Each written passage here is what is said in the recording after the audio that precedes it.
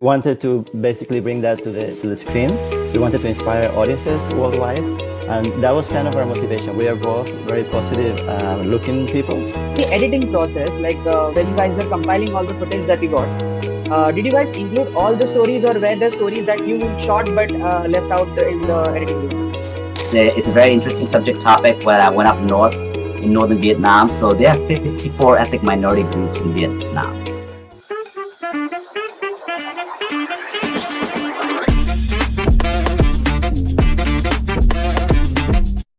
Hey guys, welcome to Round the Clock, an amazing initiative by Reborn India Film that brings the best of indie cinema to your screens all year long. I am Jainam Turakya, your host, and today I am very excited to bring you this amazing team of a documentary called Vietnam Fast Forward. So we have with us Mr. Aladio Arvelo and Mr. Sharif Haq, along with our festival director, Mr. Rahul Agarwal. So greetings to all of you, and let's begin. So, Hello. what this question is for Mr. Eladio. What inspired you to create Vietnam Fast Forward? That's a great question, and thanks for the opportunity to talk about Vietnam Fast Forward with all of you. Vietnam Fast Forward came along with a collaboration along with Sharif Haq. We wanted to tell an uplifting story of a country that is developing, that is growing quickly, and that's where Sharif, with his multiple travels to Vietnam, had experienced this environment where people are just thriving, and we wanted to basically bring that to the screen. We wanted to inspire audiences worldwide, and that was kind of our motivation. We are both very positive looking people, and we wanted to bring this story that is uplifting to worldwide audiences. So, did your personal backgrounds influence the stories, direction, and narrative? Yes. So myself, I was born in Venezuela, which is another developing country, and it's going through a bit of challenges currently. So I really when I visited Vietnam for the first time, I noticed this place that, is thriving with the amount of resources that it has. And I could see a population that is so optimistic about the future, that is working so hard to improve themselves. And, I really wish for that kind of energy to be spread in all the kinds of developing countries. So yeah, it was kind of my background, um, looked up to this inspired story from Vietnam. Right. So, in the documentary, there is more focus on agriculture along with all the other aspects that you covered. So, what was your idea while showcasing that aspect more than the others? For agriculture, we're showcasing, the production of tea and also the production of coffee. I would say, we're focusing on multiple industries within Vietnam. I don't know whether we would say we focus on one particular one, but I think that the focus was really the human factor.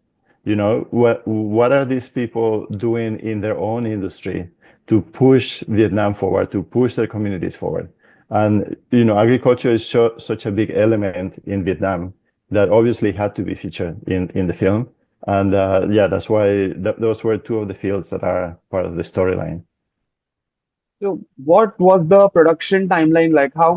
When did you guys start working on this film, and how long did it take for you to complete the entire project? Yeah, so we started in December. The developing process took about 4 months. Sharif really had this idea together about going to Vietnam and showcasing the story. And so he did a lot of work in the development process. Once we had kind of the big idea together and we had an idea of who we wanted to talk to, we spent 1 month in Vietnam. So, we traveled all the way from Ho Chi Minh City, all the way to Hanoi, and we traveled by bus and transportation in the country. It was quite an adventure. I really I have a fond memory of our days in Vietnam, taking the sleeper bus from one place to another, from leaving at 8 p.m. and arriving at midnight in a place we had never been before. So it was quite adventure actually to spend a month in Vietnam, and it was so enjoyable. Honestly, all the people that we met, they were very humble. They were very open and receptive to us telling the story from their places. So I was telling Sharif and so how did you guys manage the logistic and everything for shoot? And it means we have seen there were some long shots and some drone type shots, some top bottom shots. So how did you guys manage with the lightings and all that? This was a different country, and you're going for the documentary, then shooting the. How did you handle the entire production? So I can answer that. Yeah. I mean, just a quick introduction. So I'm originally from Bangladesh. I was born there, and I moved to the United States when I was 15 years old. So I was, lived in the United States for 30 something years, and we started this company called One on One Productions. The focus was really to focus on emerging countries doing unique things. So it's for Vietnam, it's about entrepreneurship. I mean, half the country has entrepreneurs. So it was really taking a sample from each different industries that are kind of thriving, and telling a story and weaving it together to give an actual idea of why is Vietnam one of the top 5 emerging countries in the world. What happened? What is this? What is the secret behind their sauce? Right? And it's the people at the end of the day. I mean, they have some resources, but at the end of the day, this 100 million population has this magic of work, and they're very. It's similar to India. It's very, very, work ethics is very important there, and so we sampled all these. Now, as far as logistics are concerned, it's interesting. So I spent good probably 2-3 months in Vietnam, going up and down, figuring out who to interview. Are they comfortable with the questions and things like that? And what we did was, I planned out a whole, a schedule for our shoots, right? And it's a 2-man show over here. It's just Eladio and I myself. I'm the host. So basically, I logistically figured out we're gonna go from the bottom to the top. And it's interesting you bring up the drone situation. As the drones are, Eladio had a big drone, and I heard in Da Nang you can't fly the drone because they have a military base there. So I'm like, okay, it's right. So we can't fly into Da Nang. So we basically, just kind of in a guerrilla tactic of going to each cities and provinces, planes, trains, automobiles, call it whatever you can, trying to figure out and logistically how we can shoot in each of these locations. And primarily, we shot in private locations as much as we can. And when there is open space, we would do drone shots. So we actually never flew drones in the cities itself. I'll give you a logistic example. In Da Nang, we went to fly a drone to showcase how these fishermen actually fish. If you see in the movie, we had to actually take this fisherman 2 hours out on this fishing boat, and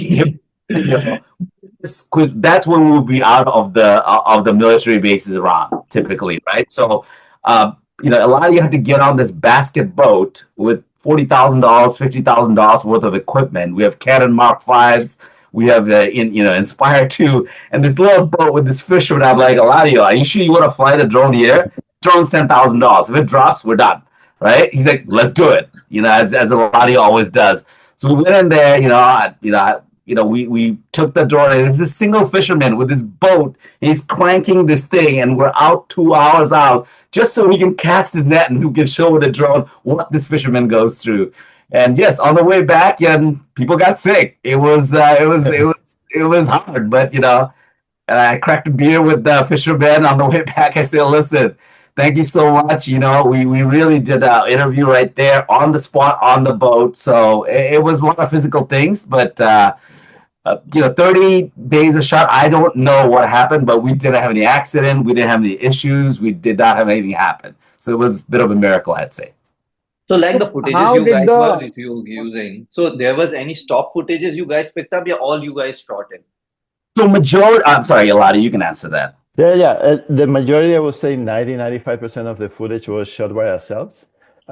We did license some stock footage. Basically, as Sharif said, there was stock footage from the cities, drone shots, and so there are people that are licensed to do that properly. So those things we licensed, so we didn't have to do that ourselves. but it's a very small percentage of the movie that is stock footage. So during the editing process, like when you guys were compiling all the footage that you got, did you guys include all the stories, or were there stories that you shot but left out in the editing room? The editing was, that's actually when people think about filmmaking, they think that filming is the longer part, but it's editing what is the longer part. It took us 1 month to get all the footage, but it was actually a year to 2 years to edit the whole film. So we really wanted to include all the stories, and the first draft of the movie we showed it to friends to get their honest feedback, and they said, you guys have really amazing characters, but you have to work on this story, like it's not flowing well. We were lucky enough to meet a very talented screenwriter, Luke Schiffelbein, and when he looked at the director's cut, he was really impacted emotionally by the film. He really felt inspired by it. And he talked to us and said, hey, like, I would love to work with you guys to make it flow smoother. And he did an amazing job. He was able to intertwine all the stories that we captured in Vietnam into a very cohesive and entertaining film, as you will all see shortly. And so it was really fantastic that we were able to tell all the stories that we shot during our month in Vietnam. Right. So I have one more question about the concept of your film. So the film focuses on how the Vietnam is expanding. So what was your vision addressing the historical context of Vietnam's past in relation to its present? Like, I'll what let was the Sharif, plan in navigating that? yeah. Yeah. So it's quite interesting, right? So I think we talk about in the trailer, like there's been 5 Academy nominated awarded film about Vietnam, from Platoon to Good Morning Vietnam to Apocalypse Now. I mean, I can just go on and on and on. The funny thing is that 75% of the population is under 35 years old. They don't know about the Vietnam War. They don't really care that much about the Vietnam War. They have moved on and rejuvenated their country to be reborn almost as a powerhouse, right? So I wanted to capture that excitement and not focus on the Vietnam War, because I think there's enough movies made about it. You can watch PBS movies, documentaries on Vietnam all day long. But that was not the purpose for the movie. The purpose of the movie was to show how did this country that's been dominated by China war, French war, Cambodia war, US war, come out of the ashes and reborn itself into, no pun intended with the reborn, but into a economy in the world right now. So that was what I was trying to find, the secret sauce behind that. And it was the people. It's 50% of the population's entrepreneurs. There's 100 million people in Vietnam. Think about it. 50 million owns their own business. That's just really powerful, I thought. And we wanted to put stories of the average individual to the tech CEO who's top 15 Forbes, CEO to watch and so forth. And so I think it was a story of how this country is moving forward, and what can we learn from them. That was what the purpose of this movie was. I mean, there are so many, rich philosophies that these individuals have personally. And my personal favorite is Chef Tan's, and entire philosophy about life, and how he's like, okay, the bombs fell. We are like, thank you. We have more potatoes now. So, those kind of stories I'm really interested. Okay, like, we need such more stories. So, even while where you are looking out for more stories from Vietnam, how did the local communities respond to your presence and the documentary's intent? Oh, it was amazing. I that's what I was saying. I don't know how that we filmed for 30 days without any issues. Like, I mean, it was hard, but they were all so welcoming, so inviting. I'm friends with all of them now. If you want to update on any of them, if you want to meet with any of them, just hit me up on our website. But they were very inviting. They were very proud of their country. They're very open about their country. They're very honest and truthful of what they say. And we didn't do a lot of, these are all first takes. Chef Tan is first take. If you get to meet him, he's like that. There is no like, a lot of these like, okay, stop the film, do something else. These are just like first takes, most all these interviews. So it just came naturally for them to talk about their life and how they see success in life, right? And it just kind of flowed.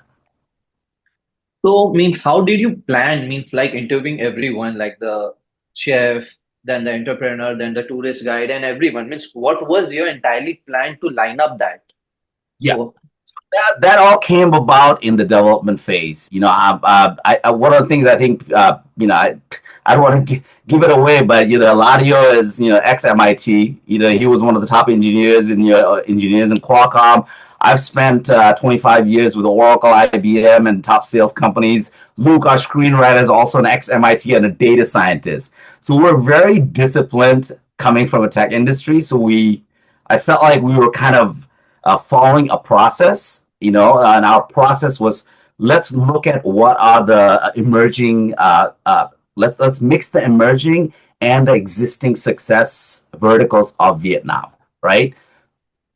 The automatic success everybody knows is, they produce enough rice to feed themselves and China. Okay, that's agriculture powerhouse.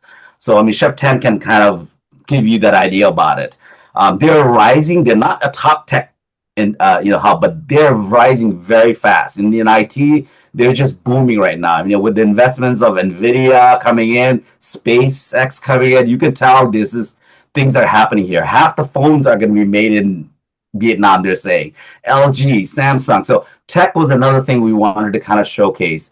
And beyond that, it's doing a lot of research on the background. I want to ask about that. Moments, what was your R&D tools like for both of you? That these was our R&D tools. Like that also inspired other filmmakers. Okay, we need this sort of kinds of R&D to make a documentary, which you guys did it very well. I think the development phase, is very important, and research is very important. For me, I'm a grounds type of guy, right? So I spent good 3 months up and down Vietnam talking to people, with my little iPhone camera, thinking about, hey, Ladia, you think this would be a cool shot over here? You think this is a cool character over here? Just having that communication with Ladio. So by the time he flew in, I had a set schedule. I said, these are the top characters. Hey, if we fall off on one of these guys, we have a backup character. If we fall off on this one, we have this backup character. So it's set in a schedule, and it's based on, whether we did research on the internet, talking to people, understanding, like their backgrounds early on, so that when we're on set, when we're filming, Eladio starts record, I have questionnaires already filled out for each individual, customized, right? And that I've already met with all of them, right? So I know what are the questions to ask. So we follow that process, which will arm our screenwriter to put a script together, right? So once that script's together, Eladio is the director editor, does the magic and brings it all together.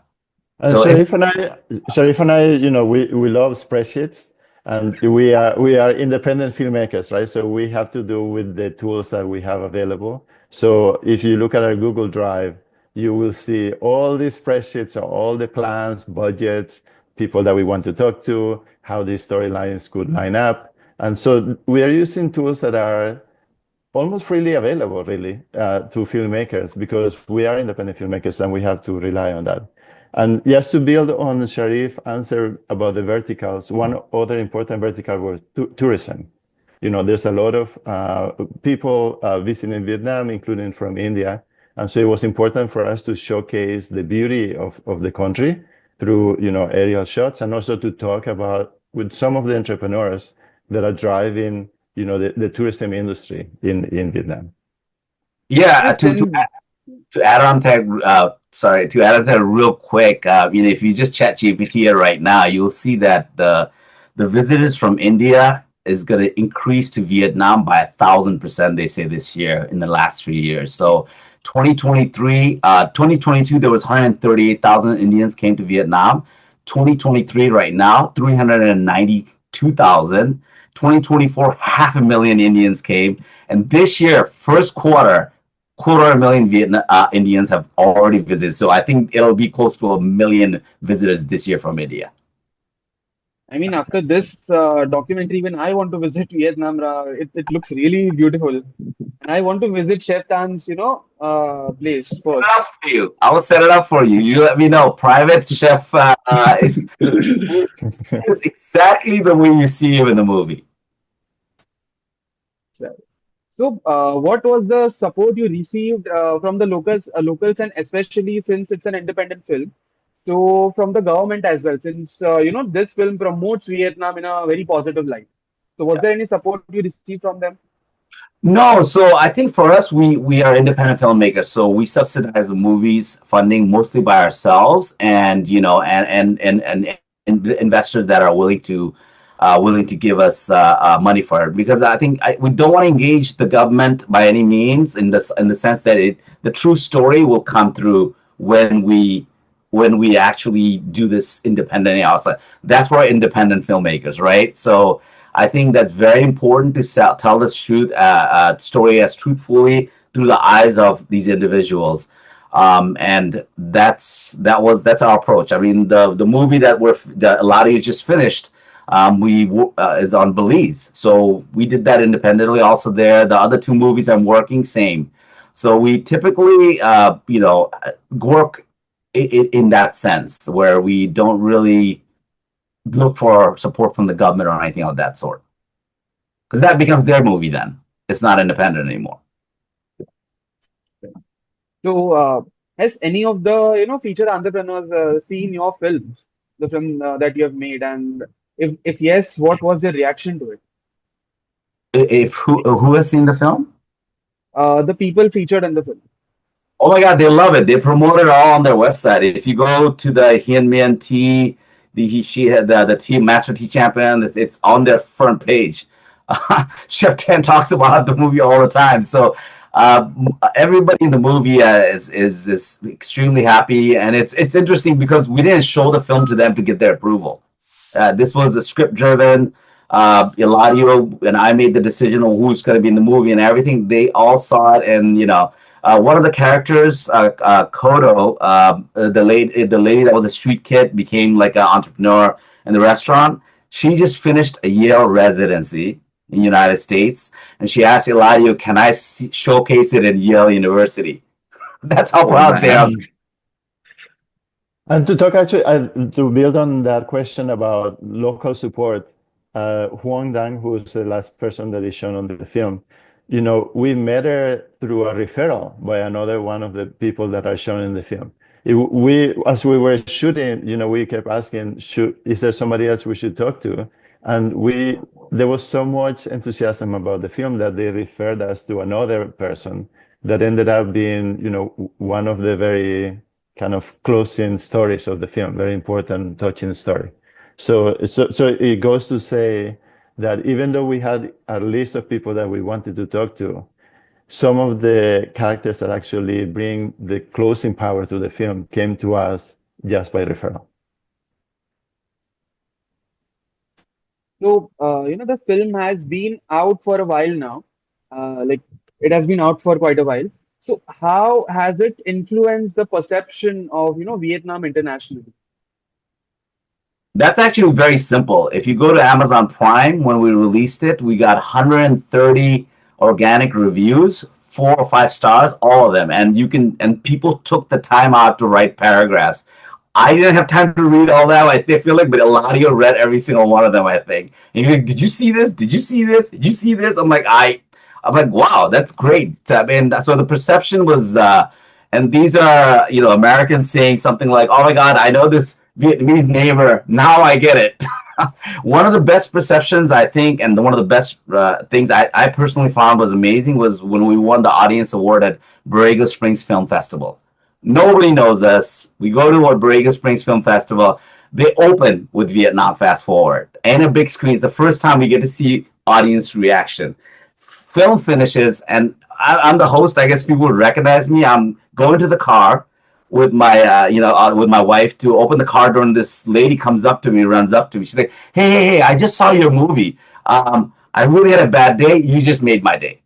It was that simple. While we were going to the reception gala, whatever that they had, literally I had 2, 3 Vietnam veterans surround me, and I was like, Eladio and my wife, and I'm like, can you guys talk to some of these? I can't talk to 3 of them at once. And this one man, can I talk to you in the corner somewhere? I'm like, I sat down. Hey, listen, I'm a Vietnam vet, and I just felt bad, but this brought closure to me about the warfare. That they are actually thriving, and that's emotional. I don't even know what to say to them. I don't. This is not my country, so I didn't even have words to describe. Like I just said, that's great. I was getting a sandwich in the grocery store, and this other lady comes up. Hey, excuse me, you were in that movie, right? That one street kid girl, I cried. I cried when I heard her story. So that was the reaction I was getting, and that was really amazing, personally for me. So I think, the idea of showcasing the film from the current standpoint rather than talking about the past really helped. So Yeah. that was a plus point. Now I'm jumping to Rahul. Yeah. So, Rahul, what was your reaction when you first saw the film? Like, how did you guys collaborate? So first, I got the trailer of the film. So when it came to me, it was a Vietnam film. I was imagining, yeah, it will be around the Vietnam War and everything that. When I saw the trailer, it was like, okay, it's something different. Okay, they're talking about what's the current Vietnam is, how it's increasing their agriculture, their industry, and everything. How they're all new entrepreneurs are coming up and everything. I was like, no, go ahead with it. Then I watched the film, and it blew my mind. Means it changed my perspective because every time we heard about Vietnam, either we hear about see about okay, what is the tourism there, the monuments and everything, what they have, and their wars and history, what we have learned and studied everything. But this perspective was unexpected from my side. When I seen the film, okay, and while you guys were interviewing all those people were there, I mean, it was like amazing. So that time said Rohit and my entire team watched the film. They approach Sarif that we can showcase this film in India. So how do you feel right now that Reborn is representing this film in India? I love it. I think it was, I was at a Hong Kong film hunter, right? So Rohit Hmm. really, it's funny when we met. I was like, I'm the guy in the yellow jacket in the corner with the laptop because I'm taking a break from the film art. Rohit finally finds me. We sit there. I'm sitting with another co-producer on my next film in Vietnam, John. We're sitting here. We just chit chat, and I just started showing him some of the stuff. And we kind of just talked about what's Reborn trying to do and what do we have. And I think we after an hour it was a fit. I was like, this is good. And then we kept on following up with each other. And he's extremely professional. I really liked Rohit, and right off the bat, and he just he's answering all the questions honestly and straightforward. And that's the type of people we love dealing with. And that's what I did like about you guys. And I had to. And Aladi was like, "What do you think? What do you think?" I'm like, "I have a good feeling about these guys." And India is a market we have no Yeah, clue yeah. on, and we'd love for you guys to be, our gateway into India. I personally have 2 other movies coming out on Vietnam, so would love to be, having this as a follow up, as a trilogy for you guys. Hopefully, It will be our pleasure to be part of this. Mm. And we are grateful that we are showcasing this film, which changed our perspective, what we were thinking from backside and now what we have thinking right now. So thank you to you guys for this. thank you. That is exactly our purpose for this Thank you. film. Thank you for the opportunity. Uh, I'll come back to the questions about the film back. But I have just one particular question. There is a one shot in the film towards the end, when you are giving all the storylines a closure. So there is a shot where it's like an evening silhouette shot where a lady is walking. There is an animal behind her, and a girl is sitting on the animal, and she is walking. Was that an impromptu shot, or did you guys plan that shot? Because it's too beautiful. Okay, who's so that shot, we have to be 100% honest. So that shot is a stock license shot. We wish we would have taken that shot, but obviously we were not there at the evening time, and so we didn't get to see that with our own eyes. But we had people that describe how the scene looks in other times of the day, in other times of the season, and that shot represented that view.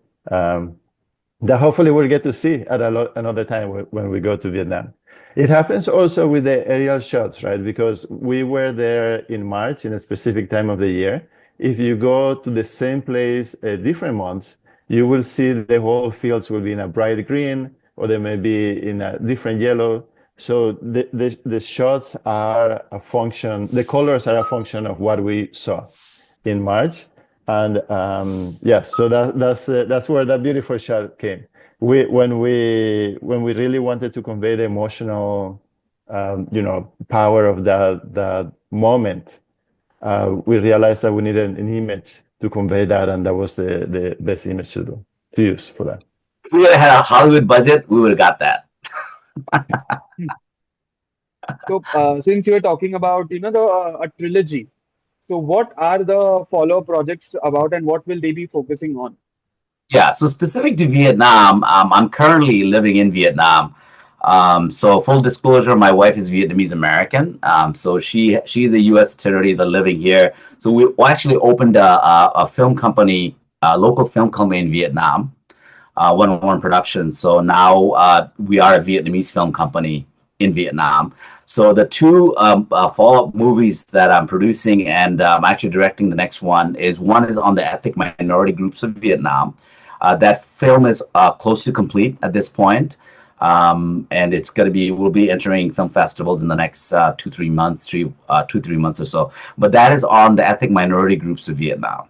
So it's a very interesting subject topic. When I went up north in northern Vietnam, so there are 54 ethnic minority groups in Vietnam.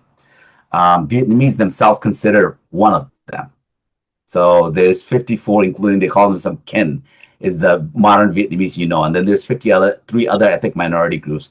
It's really a showcasing of how Vietnam done a really good job at preserving these ethnic minority groups. And it's like their daily lives you're gonna get really up close and personal of their, different types of shaman things that they do, different types, their funerals, their weddings, like the Hmong women, they have to get married by age 15, 16, how they revolt and they don't want to get married. So there's a lot of conflict and lots of things going on there. So I think that will be visually, we shot it, in 6K. It's going to be visually stunning. I would say, I heard a lot about Kerala. So I would say, rice paddies and so forth, it would have that type of resemblance to India, I would say southern India, right? And it's the story of the ethnic minority group. And the other movie we will complete end of this year is called Women in Motion. That's the working title right now. It's about one of the things we discovered while filming Vietnam Fast Forward, and the street kid lady, Huang, she talks about it, that they're number one for women labor force participation in the world almost. I think only one country that gets that as above them is Sweden. So it basically means 50%. The 50% of GDP comes from women in this country. That's from the IMF and World Bank report. So I'm in touch with the World Bank representative in Hanoi. So he's giving me all these statistics. So it's like it's quite a powerful story. They're ahead of China. They're ahead of U.S. everywhere for women's labor force participation. So it's a women's story in a different perspective, right? How are they succeeding? So we interviewed Miss Vietnam, Miss Universe, who pretty much gave all her money away to fund schools in the country for young girls. She happens to be also ethnic minority, so which is really crazy that the first Miss Vietnam that went to top 3 Miss Universe is an ethnic minority, and she gives all her money away, mostly like all her money, and she's just a powerful story. But then we go and talk to, the ladies, that does recycling every day. And this group of women that just across the country, they do a lot of recycling, so they're kind of doing lots of different little bits and pieces, and they're kind of cleaning things up. If you come to Saigon at 2 a.m, you're coming out of the clubs, and you're like, all these women are cleaning up the streets. This is crazy. right? So there was a huge labor force participation. So as I was saying, the Women in Motion will be about, it's kind of like a follow-up also to Vietnam Fast Forward, as we sample women in different fields and what they're doing different, and telling a woman's side of the story, where you get to see the lady that's the 66-year-old woman who works at this co-op garden, and she takes a break for 2 hours to take care of her 80-year-old mom, and then comes back to work and gets home at like 7 at night, and she makes something like $20 a week, $30 a week. And you ask her, "What do you do this?" She's like, I love the flowers, I love the vegetables, and it's just very simplistic. So we're gonna give you a top view from Miss Universe to the bottom view of what's at the ground level, and how they all take opportunities all the time. And it's like if the men say, "I don't want this job," the woman's like, "I'll take it."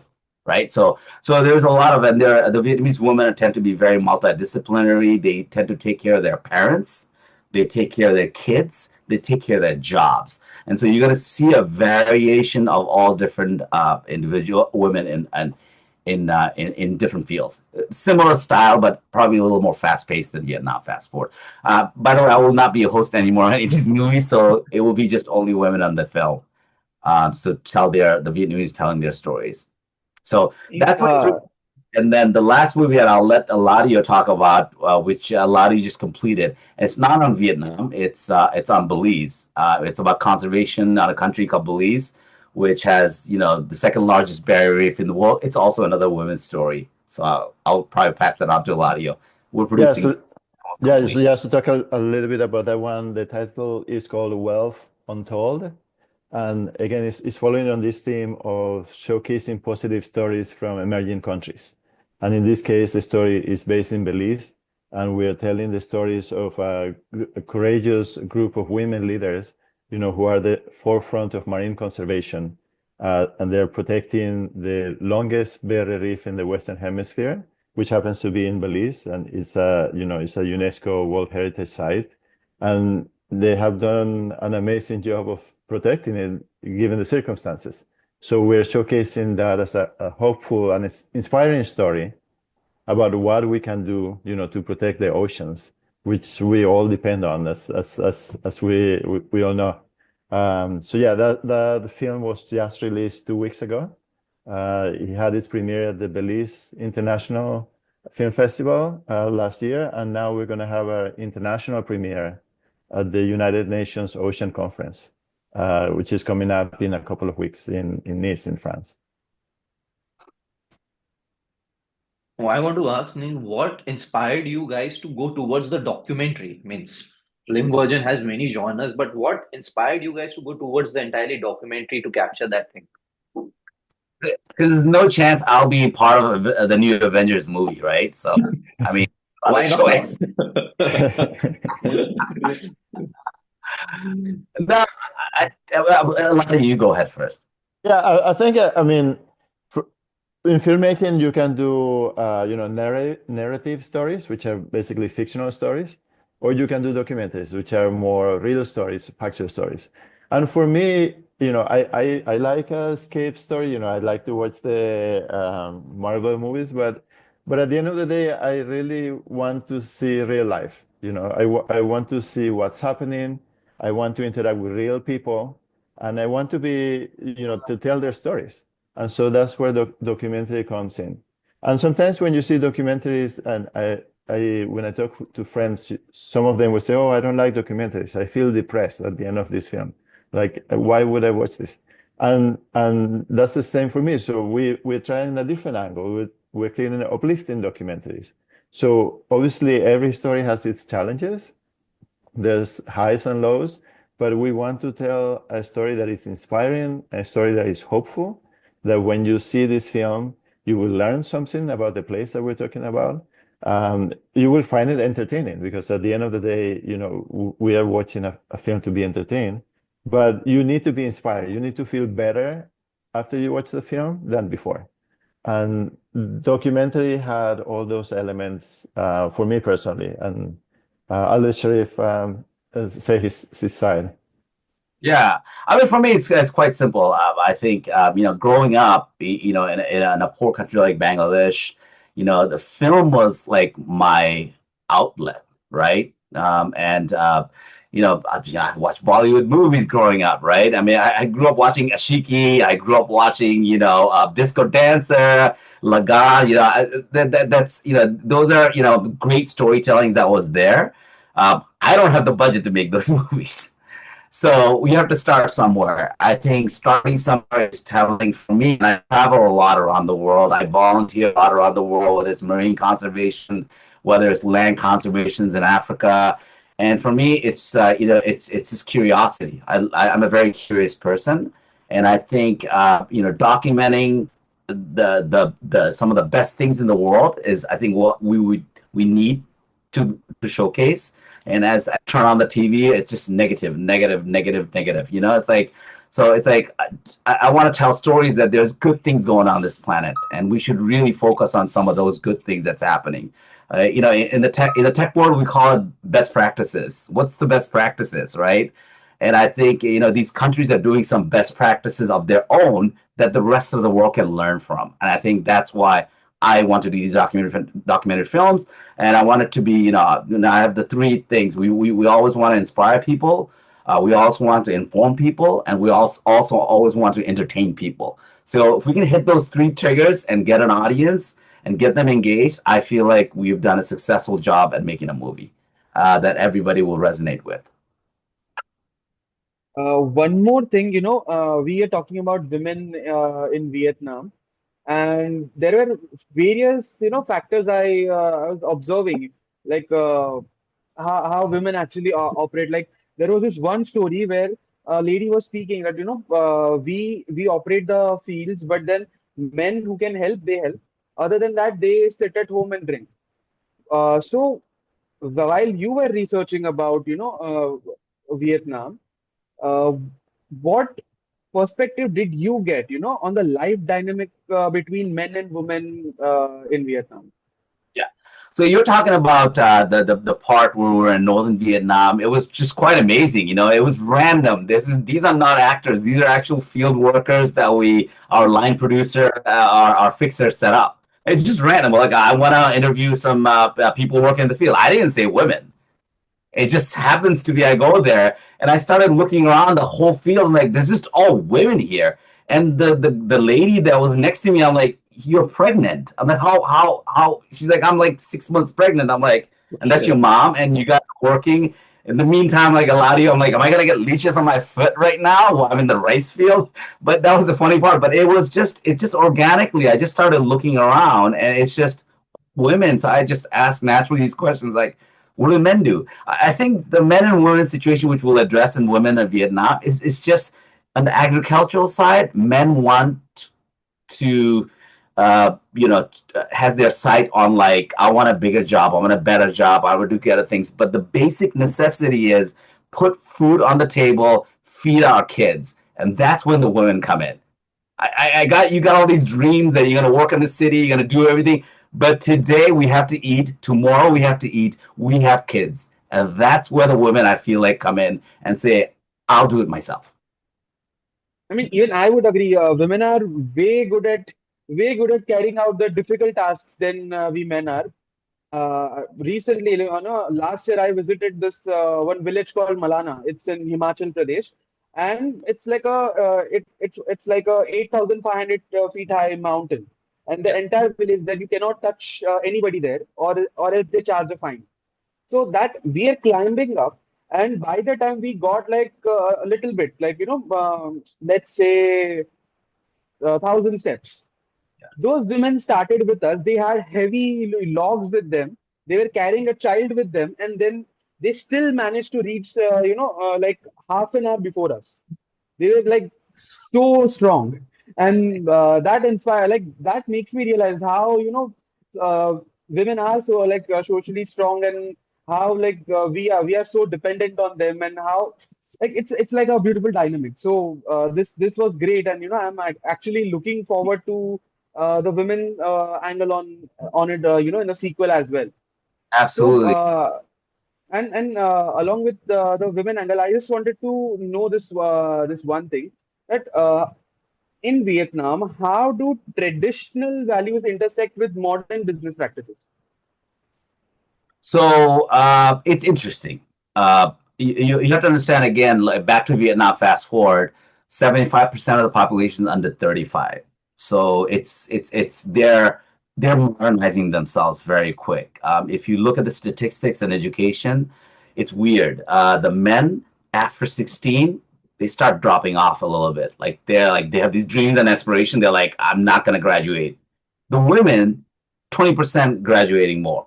And in the tech sector, they are seeming to kind of coming up slowly, right? So education is a key factor, and modernization is a key factor. And Vietnam is that trajectory. So they have a 6, 7 years ago or something like, or maybe 10 years ago, they had this thing called Doi Moi reform, which was the government said that equal pay for men and women. So they started that like 10 years ago. Is that true in every single field? I don't think so, but it is prevalent in a lot of the fields. I mean, when we interview the tech entrepreneurs, CEOs, most of the CEOs like, yeah, I get paid the same as the guys.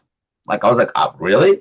Great. But then when we interviewed Master Chef Vietnam, who's a woman, she's like, yeah, all the chefs, top chefs in the top restaurants are men. Yet, if you go any street, any market, anywhere in Vietnam, any restaurant, it's women. So it's just really weird situation with the equal opportunity, and we discussed that in the movie. So, would you consider exploring more emerging economies in future films, like more countries, like any different country you have in mind? Yeah, absolutely. I have some other countries in mind. I mean, within Southeast Asia, now that I'm in Vietnam, I've been considering looking at Indonesia, for example. I think that's a country that's kind of been overlooked, and they have islands called Raja Ampat in the south, where they call it the last paradise on earth. And it's quite amazing how they're protecting these islands. And my idea was maybe do something about the children of Raja.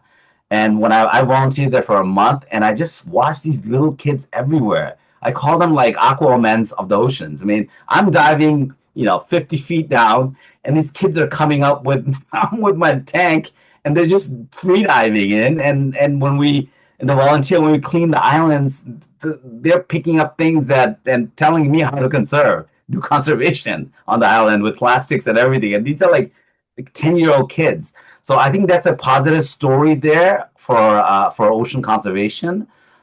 We saw some of that also in Belize. And these countries aren't first world countries. They're figuring out a way to protect nature. I think that could be something interesting to talk about. And the economy is an important, when we set up to make these films, we were thinking each country has a different story. So it may not be necessarily about the economy, but at least as we go to these stories, like the economy is a very important element for the people that are living there. So even in Belize, where the story is about marine conservation, we talk very heavily about what's called the blue economy, where we have all these resources from the ocean that are sustaining all these livelihoods of people that live in coastal communities. So it is an element in the stories that we tell, even though we didn't set out to talk about the economy, but it's an important, very critical element for the livelihoods of all of the people that live in emerging countries. Right. One last question before we end the interview. What do you expect the Indian audiences to understand while they check out the film during the premiere and in the future screenings? Yeah, I mean, I think for me, again, I'll refer back to my visuals, and because as I'm an Asian, I'm from Bangladesh already, so I kind of started seeing myself in these people. I'm like, we have the same challenges, same problems. I think India has the same challenges, same problems. Whether it's agriculture, whether it's tech, it is the same challenge. How are they approaching it, and how is India approaching it? They can possibly look at it and say, "Oh, this is interesting." It's not like Vietnam's going to teach India or India is teaching. It's just what are the symbiotic things that each country is doing different. It's like the aha moment, right? and to because I talk to a lot of Vietnamese people, as you know, a lot of Indians are coming in and visiting. I'm like, what do you think about Indians, right? And they're so funny. They're like, yeah, these are the things I see the similarities. They want Indian food when they come here. Like, so next thing you know, 20 Indian restaurants opened up in Da Nang. So and the Vietnamese will help run it with the Indians side by side, right? So they're inviting like Vietnamese also, like when they leave for Thailand, they're like, oh, I miss Indian food. I miss Vietnamese food. I want a bowl pho. I want this. Like it's the similarities are there. And both countries are very nationalistic. You know, they love their country, right? So I think they will find synergy between, you know, the love for the country, you know, the love for growth. India's just exponentially grown, right? So is Vietnam, and I think there's going to be partnership going on within the countries to figure out how they can help each other. So I think it is a symbiotic relationship that they will find when they see possibly themselves on screen. We set out to, you know, tell local stories that have a global appeal. So we really hope that the Indian audience will appreciate that angle. We hope it will be inspiring for the audiences to see how other people approach the challenges and how they're thriving. And we really hope it'll be entertaining. You know, we hope there'll be laughs during the movie, and that you will just learn something new about this place and take whatever you can into your own daily life. And I'm sure there's an Indian chef Tad out there. 100%. 100%. So, as someone who is lucky enough to watch the film, like first ones among the Indians to watch the film, I personally loved the film, and I really liked the idea of presenting Vietnam in a very positive light. We are keeping the negative and the past aside, and we are showing it in a positive light, which actually not just me, but it's going to inspire a lot of people to visit Vietnam and understand their culture, which is going to open up a lot of doors. So this film is actually on its path to do that. So I wish you guys all the best, and it was great, hosting this interview with you guys. It has to be one of my favorite interviews ever I've done. So thank you so much, guys. I cannot wait for everybody to see this film at the premiere. All the best to you guys. Namaste. We hope to Thank you. come visit India probably the end of this year. So I'll be there. You I have too. Indian You friends that are also local Indian directors that we met at Busan. So we actually traded, and they're coming for Da Nang Film Festival. And I'm planning to go into Kerala for the documentary film festival this year. Awesome. Whenever you are in India, we are ready to welcome you. And it was a great pleasure to watch that film. And it was really a good experience to change the angle, what we were expecting and what we got. So it was amazing work, amazing thing. Thank you guys for that. And thank you for Thank you. joining us. Thank you. Thank you. Thank you. I mean, even before, when we saw the film, we were discussing, this film does not talk about the past at all, and that's why even Rahul popped up that question. It doesn't focus on the past; it's focusing on the present. And then after this conversation, it just becomes so positive. Like that's the positive energy radiating from the film that I hope the audiences catch and they engage with it. So all the best to you guys. Thank you. Namaste. Thank you. Cheers, guys. See you Have a guys. See you guys.